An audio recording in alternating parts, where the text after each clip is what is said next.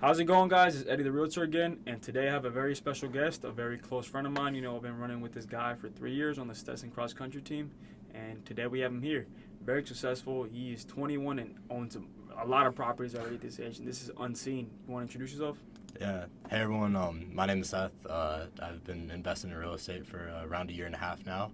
I'm on my fourth property. I've run with Eduardo for the past 3 years, and we've both kind of gotten into it together. And yeah, I'm excited to be here. So, Seth, tell the people, where are you originally from? Yeah, originally from Akron, Ohio. It came down to Florida to run, and yeah, happy to be here. So, why did you choose the land out of all places to invest? Why didn't you, invest in Orlando or back home in Ohio? Yeah, so my partner got me interested into land, and I never had thought about it a ton. But back home in Ohio, we just don't see the price appreciation that we see in Florida, and everyone kind of wanted to move here. And I saw how homes are going, and DeLand quite hadn't hit the highs yet, and the median home price in DeLand was still pretty low compared to the rest of the state.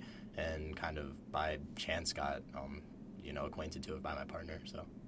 Wow, that's awesome, man. The land is an amazing place. As someone that's lived here as well, I've seen really the growth here in this area. And I wanted to ask, what kind of did it look like when you first started investing? How'd you get started? Yeah, so kind of ran with my partner. We both know Chris, so we kind of ended up, I just kind of talked his head about real estate, being this young guy that kind of wanted to get involved. And I started helping him kind of with all of his properties and just doing little things here and there. And I kind of went out to him and said, like, hey, like, if I ever found a property, would you be, like, willing to go in on it with me? And took, like, 4 months to keep searching for it. And eventually, after a bunch of times I took him to properties, he told me no and told me maybe the next one, maybe the next one. And I finally found one, and I was like, I think this is the deal. I called him up, and we both went to it, and ended up working out. It was a small single-family home that we got for $95,000. And it was in a good area, and, yeah, it ended up working out, so it was good. Awesome. That's amazing, that you find a partner at this young age. But in your opinion, what makes a successful mentor and partner as well in investing in real estate?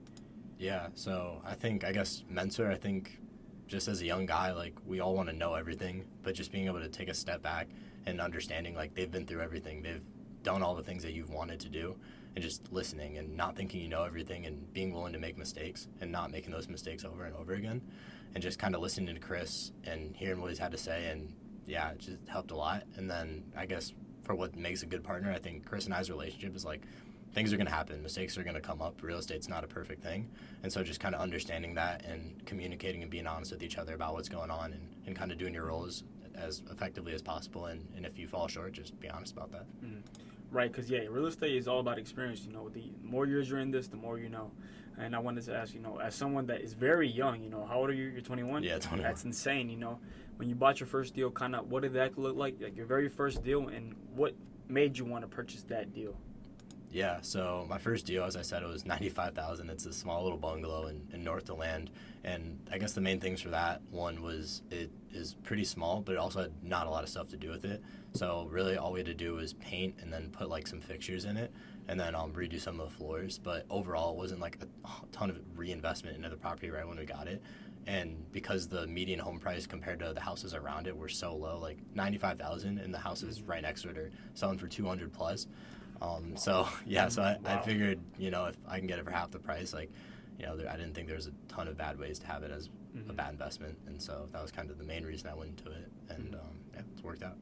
And how do you find these deals? Are they off market, the MLS, or you have another way? Yeah, so originally, like, I didn't think, in Florida, everyone's trying to buy a house. And so I kind of just would use the software to be able to find people's phone numbers through their addresses. And I would look for owners who hadn't been in their house, like they have a different mailing address. And I would give them a call and say, like, hey, my name's Seth Singer. I'm 20, and I'd love to buy your house. I wonder if you talked about it. And, hundreds of people said no over and over. And then probably 10 of them would say, like, sure, I'm interested. And then they'd tell me some crazy, absurd number. And then eventually I had one, and she told me, like, $150,000. And I was like, oh, I don't know. I don't know if I can afford that. And then she called me back, like, a month later and said, like, hey, like, if I could do $95,000, I kind of want to give you a good deal. And so from then on, like, kind of done that. And, yeah, I kind of use that same strategy to this day. If you could give yourself some advice for when you're first getting started, what would you tell yourself? Yeah, I'd probably tell myself just to keep going, take one step in front of the other. There's going to be problems that come up. Things are going to be a lot more expensive than you think they're going to be. But just, creating a solution for those problems, you're going to have people that are going to help you and a lot more support than you think. and nothing's as good or as bad as it seems. So like a roof might go out, but you can get a loan on that roof, or like your house might be struck by lightning and might caught on fire, but the insurance can rebuild the house.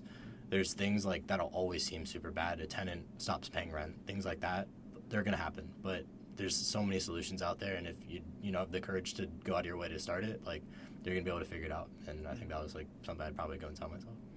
Yeah, because a lot of people watching this podcast, or this YouTube video are trying to get started, and on the same path as you. So what advice would you give someone that's like where you were like a couple years ago when they were first getting started? Yeah, so I think my favorite quote that I found in a book is like, you just got to act like you're already an investor. And I think that's so true. The minute I started telling people that I was an investor, the moment I started hearing from my friends' dads that they also have a couple rental properties, or Chris, who I just was talking with my friend Luke about it and talking about fixer-uppers, and he was like, oh, I have a couple properties. You just never know what those relationships will lead to. And especially hearing like a young person talking about that, most young people, don't have the courage to even go out of their way to try to do something like that. And I think just speaking that you're an investor kind of almost speaks it into existence. Mm-hmm. And a big part of real estate is, the capital aspect of it, because in order to buy these houses, you need, cash or whatever financing that you can get. So kind of how do you get this financing, and how are you able to afford all these homes? Yeah, so I'm being totally transparent. Like I was originally looking for cash partners. I didn't have enough money, comfortable enough to go into one by myself. So I was looking for a partner to put up the cash for the down payment. And so I had read in a book that like if you went to a partner and went 50-50 on them, and you kind of put in the sweat equity, so you're doing all the painting, you're finding the tenant, you're doing everything that would happen to owning the property, but the only thing you're not doing is putting up the money. And basically the author said that, there's a lot of older people that would want to do that just because they don't want to deal with the day-to-day management of it. And so that was my goal. I was like, I want to find a partner that's willing to do that, so I don't have to put up the money up front to do that. And so Chris was generous enough to do that, and put the 20% down that we needed for the property. And so, but from that deal, I started having a little bit of cash flow, and I have a lawn business back home, so I've been kind of saving up. And so for my second property, I was able to put some money down. And as the cash flow kind of continues, trying to just go half and half with my partner as we keep going. That's pretty impressive. You know how to use all your tools and all your resources. And I wanted to ask also, you're also in the RGIP program here at Stetson, and I wanted to ask, what are your long-term goals, just in life in general? Yeah, I think real estate, I guess, my passion, so I'd love to keep doing that. But ultimately, I'd like to just continue working for myself and, helping the community out. As long as I can, support myself and give back and be able to kind of have the flexible lifestyle I want, I just kind of like to live and enjoy life a little bit. This is all very inspiring, man. I think a positive role model to everyone also, and you're very young, man. That's very impressive. You don't see a lot of people your age doing what you're doing. And is there any other advice that you'd want to give to people listening right now? Yeah, I just put one foot in front of the other and try and start, and don't be afraid, because everything in life's hard. Nothing is ever worth doing if it's not hard. Running, like we both run, like it is incredibly hard. Every day getting up at 6 a.m, like we wouldn't do it if we didn't find that fulfillment in it. And I found the same thing through real estate. It's hard.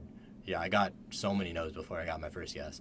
And then on my second property, you'd think it would be a walk in the park, but it's not.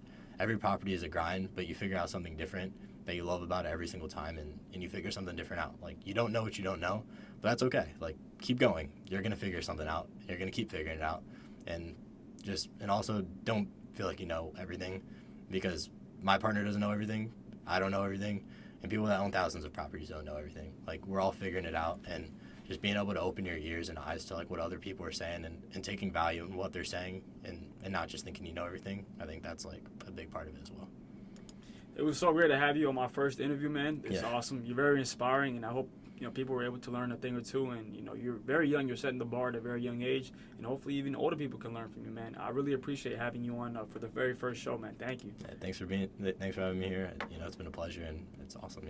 Yeah, feel free to reach out to me on Instagram at SethSinger_, all lowercase, all one word. If you have any questions, or you want a partner, or have any deals coming up, I'm definitely willing to look at some other things. Thank you for watching my very first YouTube interview. It was a pleasure having Seth on the channel. And if you guys have any other ideas, drop them down below. Thank you.